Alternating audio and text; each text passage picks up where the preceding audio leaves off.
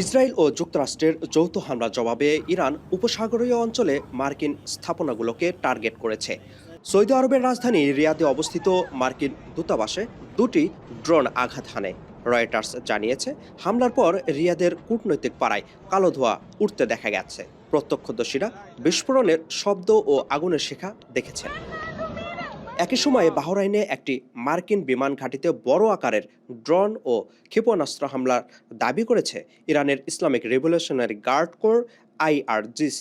ইরানের রাষ্ট্রীয় বার্তা সংস্থা জানায় 20টি ড্রোন ও 3টি ক্ষেপণাস্ত্র নিক্ষেপ করা হয়েছে এবং ঘাঁটির কমান্ড সদর দপ্তর ধ্বংস করা হয়েছে বলেও দাবি করা হয়।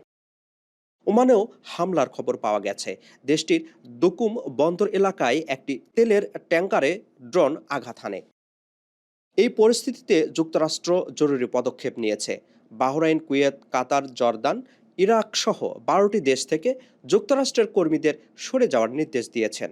যুক্তরাষ্ট্রের দূতাবাস অনির্দিষ্টকালের জন্য বন্ধ ঘোষণা করেছে কুয়েত। রিয়াদ, জেদ্দা, দাহারানে অবস্থানরত মার্কিন নাগরিকদের নিরাপদ আশ্রয়ে থাকতে বলা হয়েছে। এদিকে ওয়াশিংটনে ইরানে হামলার সিদ্ধান্ত নিয়ে রাজনৈতিক বিতর্ক তীব্র হচ্ছে। পররাষ্ট্রমন্ত্রী মার্কো রুবিও বলেন, যুক্তরাষ্ট্র জানতো নিজেদের বাহিনীর ওপর হামলা হবে। এজন্য বড় ধরনের হতাহতের ঝুঁকি কমাতেই ইরানে আগেই যুক্তরাষ্ট্র আঘাত হেনেছে বলেও দাবি করেন মার্কো রুবিও। বিশ্লেষকদের মতে, উপসাগরীয় অঞ্চলে মার্কিন স্থাপনাগুলোর উপর সরাসরি হামলা সংঘাতকে আরও উস্কে দিচ্ছে। আপিল মাহমুদ, ঠিকানা নিউজ ডেস্ক, নিউ ইয়র্ক।